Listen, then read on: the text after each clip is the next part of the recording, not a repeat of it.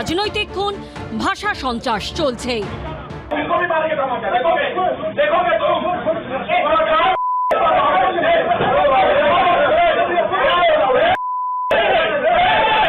কলকাতায় চলছে, জেলায় চলছে, নদিয়া থেকে বাঁকুড়া রক্ত ঝরছে, প্রাণ যাচ্ছে, চোখের জলে ভেসে যাচ্ছে মাটি। কোথাও অভিযুক্ত বিজেপি, কোথাও তৃণমূল। আর বাবাকে মেরেছে, মাথায় মেরেছে। সেই গুন্ডামি, সেই খুনোখুনি, সেই রক্তারক্তি, সেই তোলাবাজি। খাস কলকাতার বালিগঞ্জে গুপ্তা ব্রাদার্সের মতো নামী মিষ্টির দোকানে এবার বিজেপির যুব নেতার গুন্ডামি।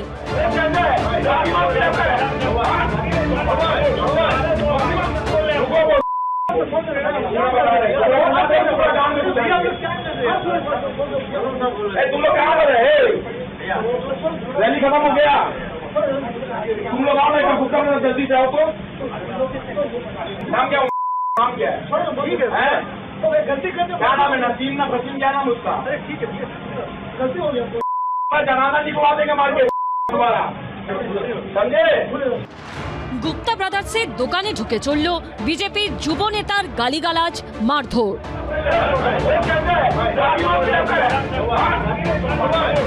मैं बोला सर मॉम डैड की गाली मत दो, उतना देर में यहाँ से वो लोग मेरे को एक स्लैप किए।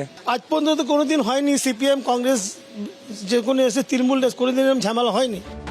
বাঁকুড়ার ইন্দাসে স্কুলের খোঁজ খবর নিতে যাওয়া ককরোচ জনতা পার্টির এক সদস্যের বাবাকে পিটিয়ে খুন করা হয়েছে। এই ঘটনায় বিজেপি নেতা সহ 8 জন গ্রেপ্তার হয়েছে। আর বাবাকে মেরেছে, মাথায় মেরেছে, শাবল নিয়েছিল। ওরা বিজেপির হয়েই কাজ করতো, বিজেপির কার্যকর্তাই ওরা ছিল। ক্ষমতা থেকে চলে যাওয়ার পরও তৃণমূলের নাম এখনো জড়াচ্ছে সন্ত্রাসে। নদিয়ার নাকাশিপাড়ায় কংগ্রেস নেতা ও তার ছেলেকে গুলিতে ঝাঁঝরা করে খুনের ঘটনায় গ্রেপ্তার হয়েছেন তৃণমূলের পঞ্চায়েত প্রধান ফতেমা বিবি। পরিবর্তন হয়েছে, এটা তাও তো তাদের ভয় করছে না।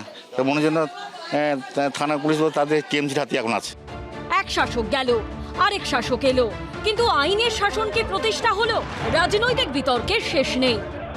পশ্চিমবাংলার এখন বিজেপি যারা চালাচ্ছে, একেবারে মুখ্যমন্ত্রী থেকে শুরু করে পাড়ার বিজেপি কর্মী পর্যন্ত, এদের 90%ই প্রাক্তন তৃণমূল। সুতরাং তৃণমূলে থেকে যারা গুন্ডামি করেছে তারা কি বিজেপিতে এসে হরিনাম সংকীর্তন করবে? সুতরাং আমরা আশাও করি না যে গুন্ডামির কালচার পাল্টাবে। গুন্ডামির কালচার পাল্টায়ও নি, কারণ গুন্ডাগুলো একই। এর আগে ওরাই তৃণমূলের গুন্ডা ছিল, এখন বিজেপির গুন্ডা। প্রত্যেকটা ক্ষেত্রে তৃণমূল কংগ্রেসের লোক জড়িত এবং তারাই এই সমস্ত হামলা করিয়ে নানাভাবে তাদের নিজেদের রাগ মেটানোর কাজ করছে। পশ্চিমবাংলা বিজেপি শাসন আসার পর অনেক শান্ত। দু একটা যে ঘটনা ঘটছে, সেই ঘটনাও যাতে ভবিষ্যতে না ঘটে তার জন্য অবশ্যই পুলিশ প্রশাসন উপযুক্ত ব্যবস্থা নিক, এটাই আমরা চাই। এর মধ্যে মঙ্গলবার বিমানবন্দরের কাছে হামলার মুখে পড়েন কালীঘাট তৃণমূলের সাংসদ সৌগত রায়। দীর্ঘক্ষণ তার গাড়ি আটকে রেখে হেনস্থা করা হয়।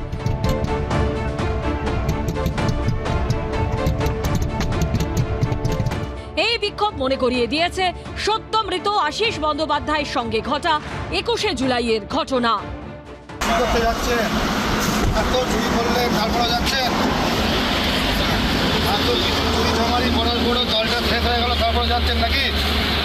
আপনারা যে শহীদগুলো করেছিলেন সেগুলোকে জবাব দেবে।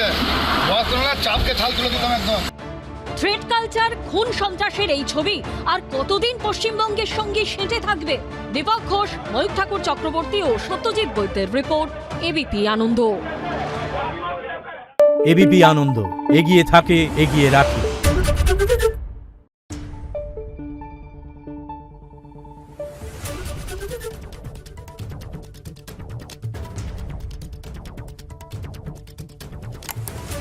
Thank you.